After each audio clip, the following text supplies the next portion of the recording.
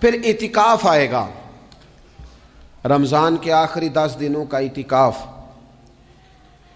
اسلام میں رہبانیت نہیں ہے، لیکن کبھی کبھی سب سے کٹ کے اپنے رب کے ساتھ جڑ جانا، کچھ رات کی عبادتیں، کچھ تنہائی کے اذکار، کچھ درود و سلام کا ذوق، یہ ان ساری خوبصورتیوں میں سے ایک خوبصورتی اعتکاف بھی ہے۔ اللہ کے پیارے رسول علیہ الصلوۃ والسلام ہمیشہ اعتکاف کرتے، اور حضرت عطا بن رباح رضی اللہ تعالیٰ عنہ کیسی خوبصورت بات ارشاد فرماتے ہیں، معتکف تو اس آدمی کی طرح ہے جیسے کسی بندے کو کسی کے ساتھ کوئی کام پڑ جائے نا تو وہ جا کے اس کے دروازے پر بیٹھ جاتا ہے کہ جب تک میرا کام ہوگا نہیں میں جاؤں گا نہیں۔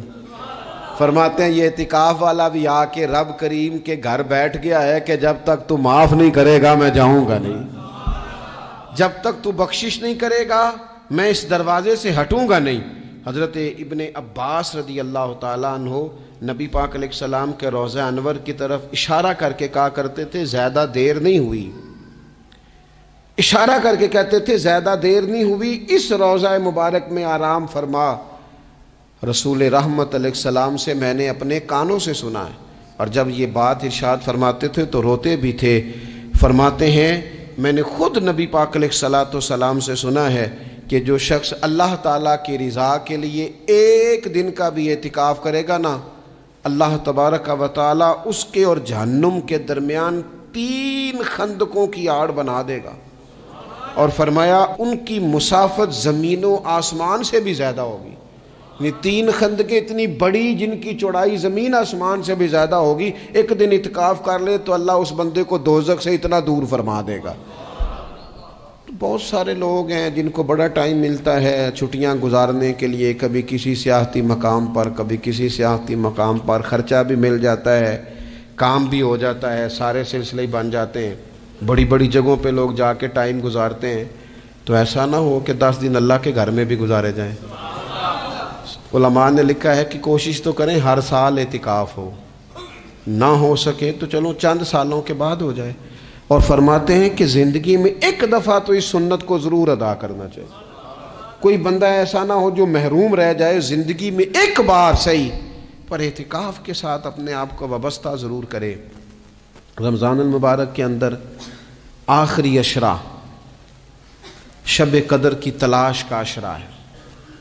اللہ کے پیارے رسول صلی اللہ تعالیٰ علیہ وسلم ان 10 دنوں میں خود بھی عبادت کرتے تھے اور گھر والوں کو بھی جگایا کرتے تھے، اور اپنے اہل خانہ کو تاکید فرماتے تھے کہ اٹھو اٹھو، آگے بڑھو، یہ آرام کرنے کے دن نہیں ہیں۔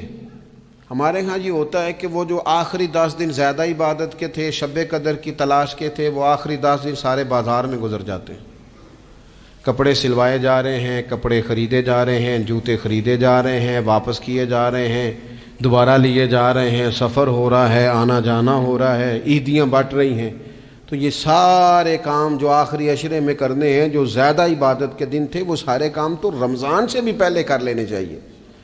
کپڑے رمضان سے پہلے خریدے جائیں، پہلے سلوا لیے جائیں، جوتے پہلے لے لیے جائیں، ضرورت کے کام پہلے کر لیے جائیں، جہاں آپ کو جو بانٹنا ہے وہ رمضان سے پہلے کریں۔ وہ مفت کی اپنے دل کو مطمئن کرنا کہ اب میرے پاس یہ بڑے میں خیر کا کام کرنے نکلا ہوا ہوں، میں عیدی بانٹنے جا رہا ہوں، یہ پہلے بانٹنے تھے۔ یہ عجیب بات ہے کہ جو زیادہ وقت مسجد میں گزارنے کا ٹائم تھا وہ سارا ہم نے ضائع کر دیا، وہ ادھر ادھر بازاروں کی نظر ہو گیا، میل ملاپ کی نظر ہو گیا۔ تو اگر چیزوں کو مرتب کیا جائے، میں تو دوستوں سے کہا کرتا ہوں زکوٰۃ کا حساب، صدقات کا حساب، صدقات فطر کا حساب، جتنے بھی روٹین کے کام ہیں اس کو کوشش کریں رمضان شریف سے پہلے آپ ترتیب دیں، آپ ان چیزوں کو پہلے سے مرتب کریں تاکہ وہ بہترین ہو جائیں۔ ہم تو اس دین کے ماننے والے ہیں جہاں نیت کرو تو اجر شروع ہو جاتا ہے۔ آپ رمضان کی نیت سے جو آج خرچ کریں گے اس کو اللہ تعالیٰ رمضان کے ثواب کے برابر ہی اجر عطا فرمائے گا۔ لیکن وہ ہم نا کچھ لوگ بڑا ایک صاحب مجھ سے کہنے لگے جی میں نے سنا ہے صدقہ فطر آخری عشرے میں ہی دینا چاہیے۔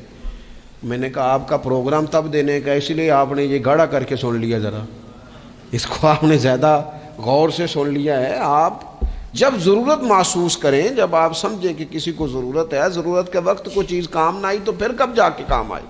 تو تو میری آپ سے یہ اپیل رہے گی کہ پہلے سے چیزوں کو مرتب کریں، معاملات کو پہلے سے طے کریں۔ وہ لوگ بڑے اچھے ہوتے ہیں جو وقت پر منصوبہ بندی کرتے ہیں، جو چیزوں کو ٹائم پہ مرتب کرتے ہیں۔ وہ ٹائم جو ہمارا بالکل اللہ کی بارگاہ میں حاضری کا ہے، عبادات کا ہے، اگر وہ سارا گاڑیوں کی نظر ہو جائے گا، اسفار کی نظر ہو جائے گا تو ہم نے حاصل کیا کیا؟ ایک بات آخر میں بڑے درد کے ساتھ آپ کی خدمت میں عرض کرنی ہے، ہر سال کہتا ہوں، اس سال بھی کہوں گا، ذاتی اخراجات کو کچھ کم کیا جائے۔ ذاتی اخراجات نہ کچھ لوگوں کے بہت زیادہ ہیں، ان کے اپنے لباس کے، کپڑوں کے، اور وہ اخراج میں نے پچھلے جمعے بھی کہا تھا، اسلام ذبائش کی اجازت دیتا ہے، نمائش کی اجازت نہیں دیتا۔